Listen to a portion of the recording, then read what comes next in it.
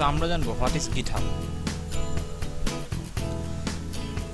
GitHub মূলত শব্দটা আসছে গিট প্লাস হলো হাব, এই দুইটা মিলে আসছে হলো গিটহাব। সো হোয়াট ইজ গিট? গিট হলো একটা ভার্সন কন্ট্রোল সিস্টেম যেটা হলো ওপেন সোর্স। সো এটার ডিটেলস আমরা পরবর্তীতে জানবো, আপাতত আমরা ইন্ট্রোডাকশনটা জানতেছি আর কি।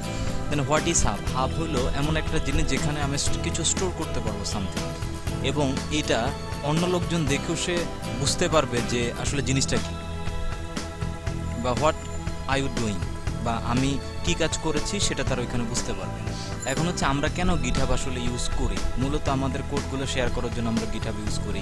দেন আমাদের কন্ট্রিবিউশনগুলো কী হলো সেগুলোর জন্য, টিম ওয়ার্কের জন্য, এবং আমরা একটা প্রজেক্টে কাজ করার জন্য, কোলাবোরেশন করার জন্য আমরা ইউজ করি। এবং সবচেয়ে হচ্ছে কি, not as individually file but globally, যে গ্লোবালি সবাই দেখতে পারবে যে আসলে আমি কী কাজ করেছি এবং কী নিয়ে কাজ করেছি, সেটার জন্যই মূলত কিন্তু আমরা গিটহাবটা ইউজ করে থাকি। সো আমরা ডিটেলস নেক্সটে দেখব।